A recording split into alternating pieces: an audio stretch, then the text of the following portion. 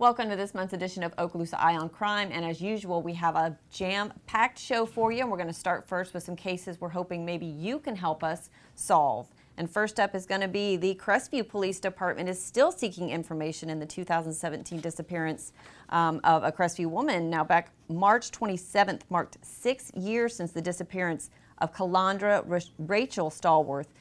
Calandra was last heard from on March 27th back in 2017 when she spoke with her mother on the phone after getting off of work in Sandestin. She was supposed to be at work the next day but never showed up. Stallworth has not been seen or heard from since, and her children, family, and friends have not heard from her at all, and they agree this is out of character for her. Now, the Crestview Police Department has followed up on numerous leads, interviewed several witnesses, and still has not been able to locate her, but they do continue to investigate this disappearance, and we ask anybody with information, you can contact the Crestview Police Department or, of course, Emerald Coast Crime Stoppers. And moving now to the Fort Walton Beach Police Department, they are still asking for information in a 1978 murder. That's 45 years ago on April 4th that Bonnie Reither's partially decomposed body was found at Ferry Park on Hughes Street in Fort Walton Beach. Her blue 1976 Ford Pinto was found in the parking lot of Ferry Park, and Reither was last seen in the early morning hours, April 5th, 1978, leaving the Continental Club on North Eglin Parkway. Fort Walton Beach PD detectives are not giving up hope on finding Bonnie's killer. They're hoping someone out there might have some information that will help solve this decades-old case. And next up, the Okaloosa County Sheriff's Office is trying to identify this pair of wallet thieves. The victim had her wallet stolen from her purse while she was shopping at a store on Commons Drive in Destin earlier this month. Now, when she contacted her bank, she found out her card had already been used at another store in Destin, valuing over thousands of dollars. Anybody with information, of course, you can contact Emerald Crime Stoppers. We give you 3 easy, secure ways to contact us, 863-TIPS.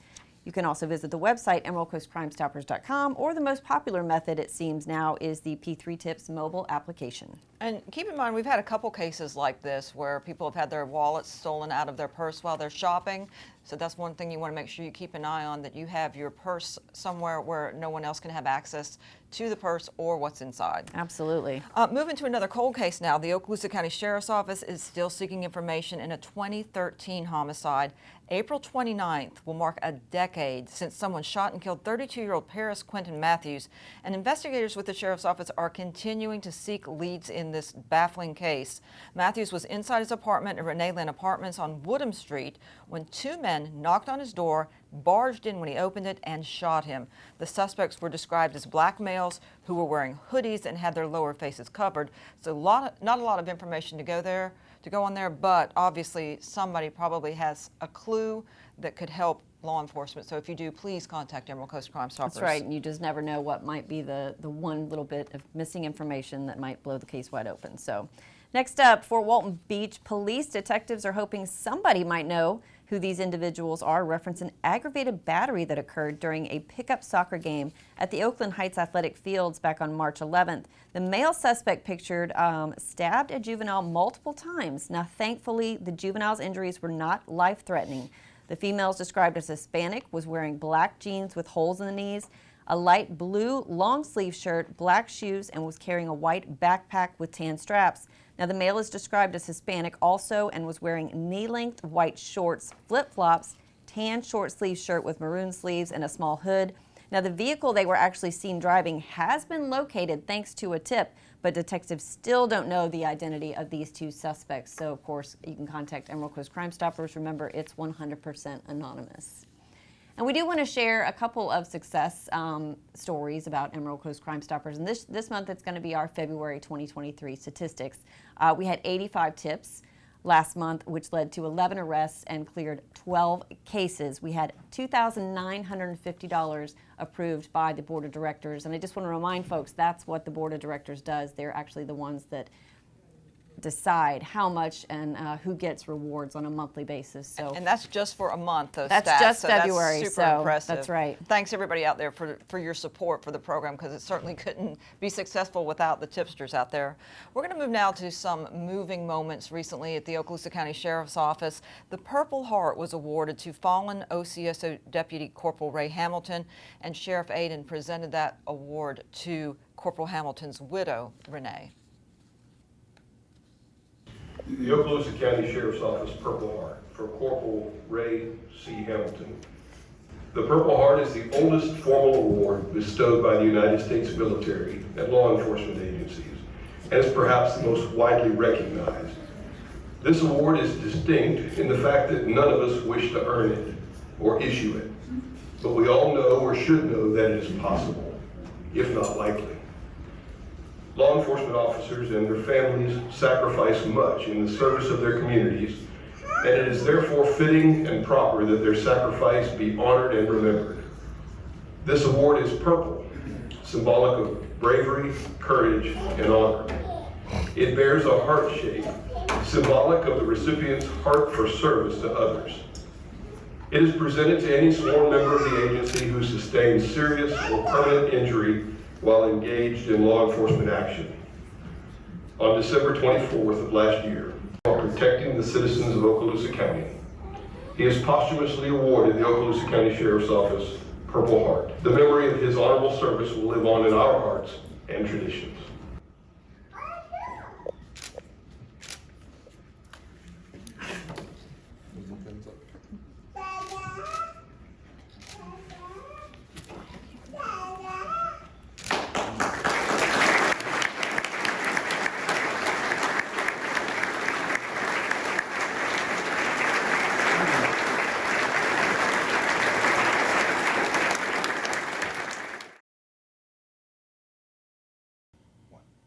Next up, we're going to move to our first list of fugitives that we're hoping maybe you out there might be able to help law enforcement find. We want to remind you these folks are wanted as of today's taping date, which is March 30th, 2023. First up is a new face to the show. That's Darius Tyrell Wingate. He's 18 years old. He's wanted for homicide, aggravated battery, and narcotics charges.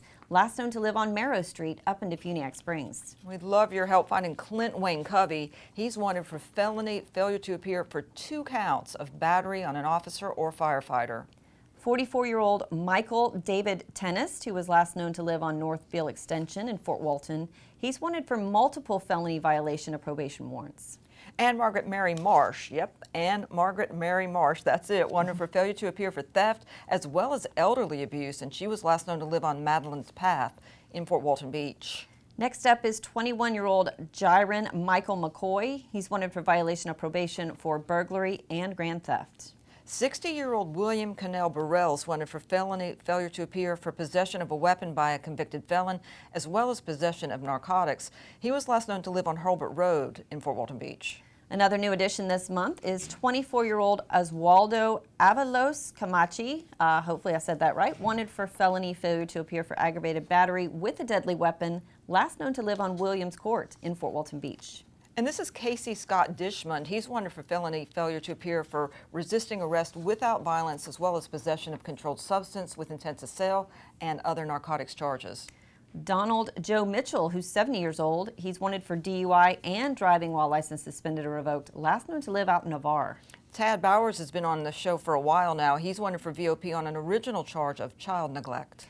Contact Crime Stoppers if you know where 50-year-old Clifton Ray Edwards might be hiding. He's wanted for felony violation of probation for carrying a concealed weapon. And here's a crime, thankfully, that we don't see very often, but Zachary Lee Dalton is wanted for arson.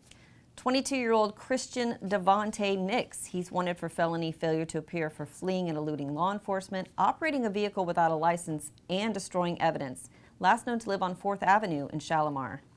Angela Dawn Tripp's last known location was Crown Creek Circle in Crestview. Tripp is wanted for failure to appear for exploitation of the elderly. Wrapping up our first list is another new addition this month. That's Dara Suzanne Guyancola.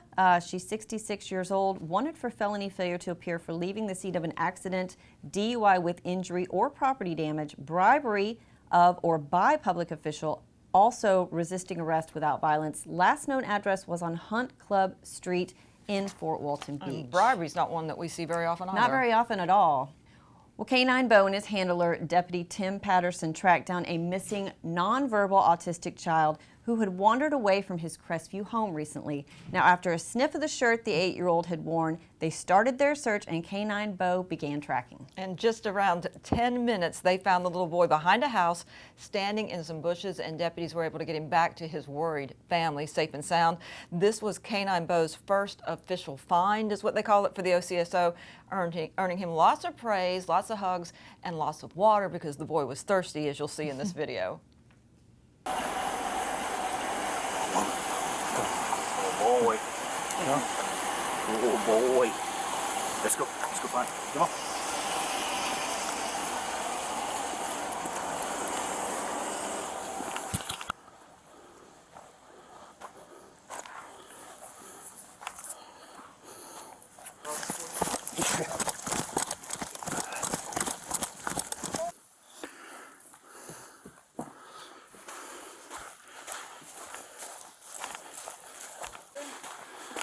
Hey buddy, come here. How are you?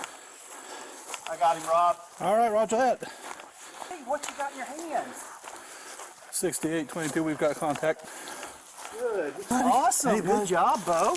That's Bo. You want to pet Bo? Want to check him out? You want to come hang out with Bo? Hey, have a seat. Good boy. Yeah, come on, buddy. Come on, buddy.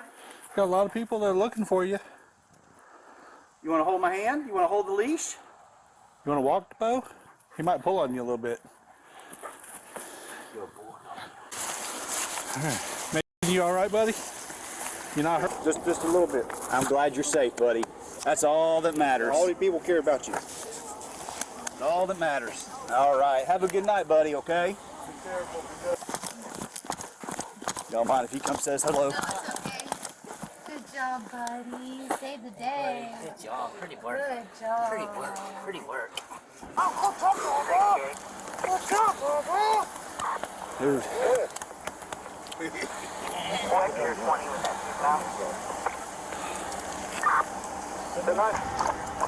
got all over. Thanks, guys. You're welcome. Here. I'll get you some more. You ain't got to separate the stainless and the steel.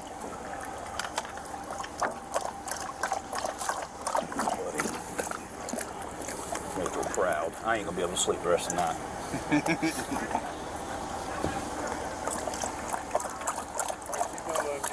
Awesome.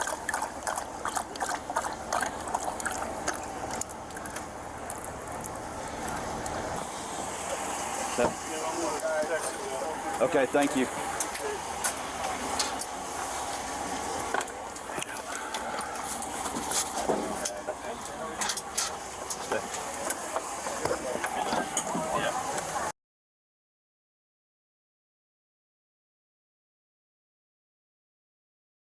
And Deputy Patterson says that Bo also got a very special treat the next morning of some ham and just a little bit of bacon. What a great video. Great dog. So day in and day out, law enforcement officers go above and beyond in the scope of their duties because the job is not just a job, it's a calling to serve the community. Now, the Okaloosa County Sheriff's Office recently recognized the outstanding performers for 2022.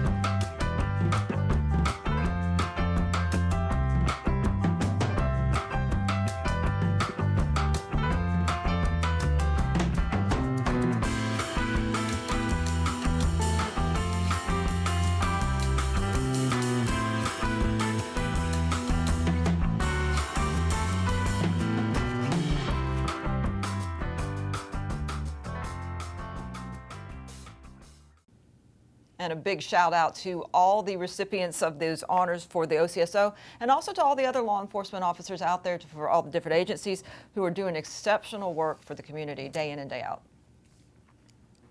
Okay, up next we have Scott Daniel Sconyers on our fugitive list. He's wanted for VOP, DUI, and fleeing and eluding, last known to live in Destin. Deputies are still looking for 31-year-old Anthony Michael Frodely for violation of probation for grand theft, trafficking in stolen property, as well as providing false information to a pawnbroker, last known to live in Fort Walton Beach. Hate that we don't have a photo available, but Brandon Dalton West is a 32-year-old white male who's wanted for sexual assault. 30-year-old Elisa Victoria Hibberts is wanted for violation of probation for child neglect and possession of cocaine, last known to live in Pensacola. More drug charges. Janelle Navarro wanted for felony VOP for 4 counts of selling, manufacturing, or delivering narcotics. And some very good news, and that is that Charles Lewis Craig has been located since our last show. An 80-year-old J. William Shutter is wanted for felony child neglect. And this one's new this month. That's Jose Alberto Hernandez Cruz. He's 33 years old, and he's wanted for failure to appear for DUI and 2 counts of child neglect, last known to live on Airport Road in Destin. Moving to the Walton County Sheriff's Office, Kelly Lynn Abbott. She's wanted for felony grand theft and contracting without a license. And back to Okaloosa County, they're looking for Cheyenne Lee Gentry. She's 28. She's wanted for violation of probation for possession of methamphetamine, last known to live on Oak Terrace Drive in Crestview. And no picture available for Keyshawn Campbell, 34-year-old black male. He's wanted for lewd and lascivious behavior and cruelty toward a child. 63-year-old James Clinton Brinkley Jr. He's wanted for violation of probation for battery, last known to live over in Pensacola. And this is Justin Rafael Diaz. He's 47, and he's wanted for felony possession of meth with intent to sell and possession of heroin. This next one's being sought by both the Okaloosa County Sheriff's Office and the Niceville Police Department. That's 35-year-old Robert Earl Studemeyer Jr. He's wanted by both agencies for larceny, last known to live on Page Bacon Road in Mariester. And missing a picture for Kelvin Paul Michael Wise, but he's 44 years old. He's a white male, and Wise is wanted for sexual battery. The Brooksbridge Boating Safety Zone has been expanded on the eastern end past Marlar Park. The old pilings still remain in front of the Gulf, but the old resume normal speed sign was replaced with a new slow speed one. And the Okaloosa County Sheriff's Office Marine Unit has taken on the task of trying to educate boaters to these new changes. You two just a little slower, a little slower. The bow's got to stay down. I didn't realize that they actually moved it all the way over there. They did. They just did it like last week. All right, so I'm just out here trying to slow people down and let them know. As long as the boat's fully settled in the water and you're making a little bit of wake, you're good, because it's different than an idle speed where there's no wake. Yeah.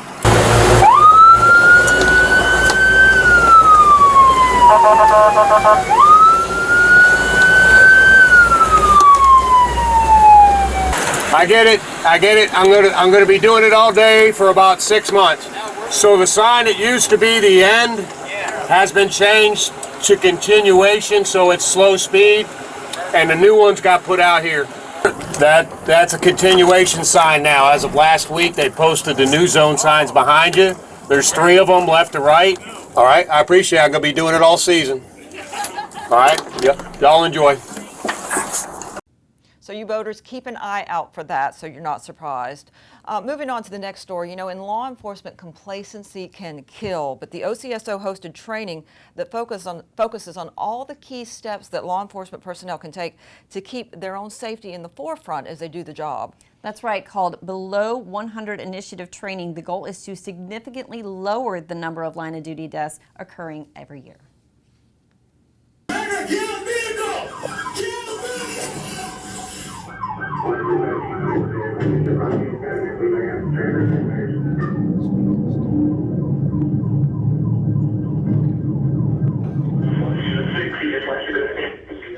What's he got in his hand? Taser. Where's it pointed? At the ground. Tired. What's that window down? 3 or 4 inches? So unless he's a taser sniper. We're looking to reduce line of duty deaths to less than 100 per year. Technically, the last time that happened was 1905. A lot of the deaths are either traffic related, traffic crashes, or gunfire related, as everybody knows. But we have 5 core tenets of the Below 100 training. Wear your belt, seatbelt, wear your vest, bullet-resistant safety, and personal flotation device. Watch your speed, just get them to slow down. When, or what's important now, which is really situational awareness. And the last is, remember, complacency kills. In the majority of line of duty deaths, at least one of our 5 core tenets is violated. So below 100, the purpose and intent is to kind of roll things back and look at everything we possibly can and to make officers aware of what they can control to reduce the amount of line of duty deaths that we have. This is us talking to fellow law enforcement officers, showing them examples of what other officers have done and trying to save their lives in the long run. Because what's he doing right now? And watch what happens. He's trying to pressure point. And he got his Beretta.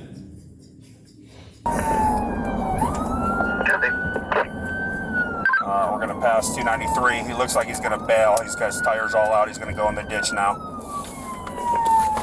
Bail, bail, bail, bail. It's very easy to neglect your seatbelt. It's very easy in the Florida heat to not want to put your vest on or to get used to not wearing that. And so the whole tenets are to kind of, and we put them everywhere. We put them on exit doors. We put the classes on. All of our new hires go through this class on below 100. And again, it's to kind of revisit the stuff they should have learned in the academy. It's stuff that veteran officers, and we kind of ask them some questions like, you know, what are you doing right? What are you going to continue doing? What are you going to change? And so really it's just to kind of have a heart-to-heart, or what we call a courageous conversation with them, to kind of bring them back into, you know, being concerned about their own safety so they can go home at the end of their shift. A lot of it is holding each other accountable, but looking out for each other. Obviously, complacency can get you killed in this line of work. 3, 2. And that was some great training, and what they have then is people come in and you train the trainers so that people come in and are able to talk to other deputies or other law enforcement officers and share this knowledge.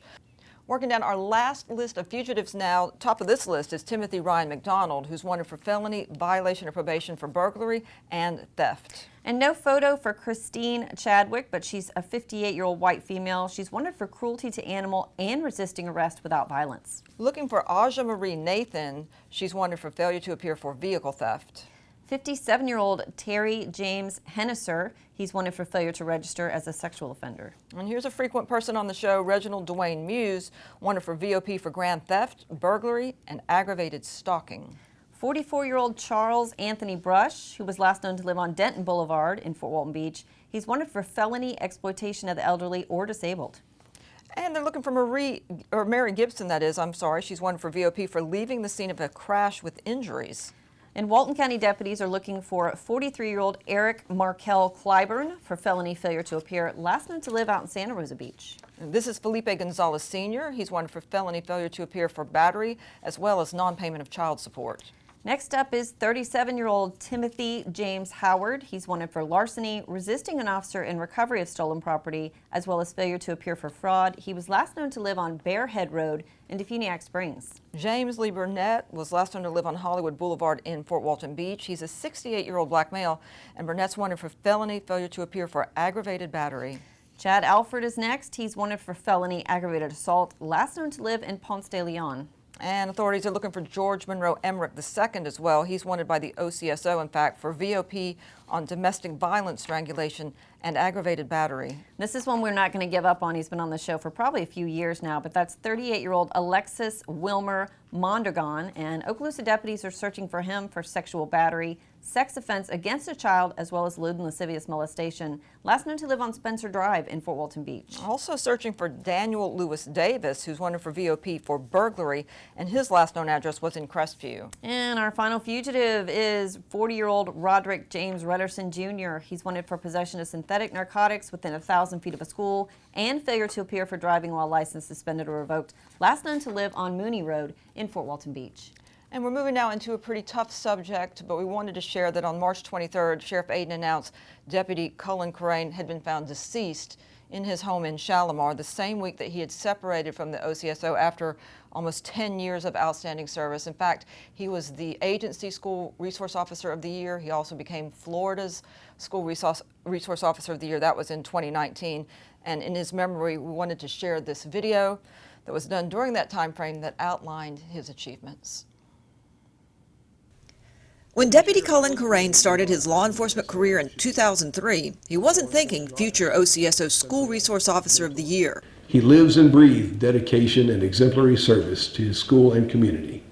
But 16 years later, he's just that. And at his school of 860 students, he seems to know each by name. However, behind his warm and engaging character, Deputy Cullen Corain knows his business.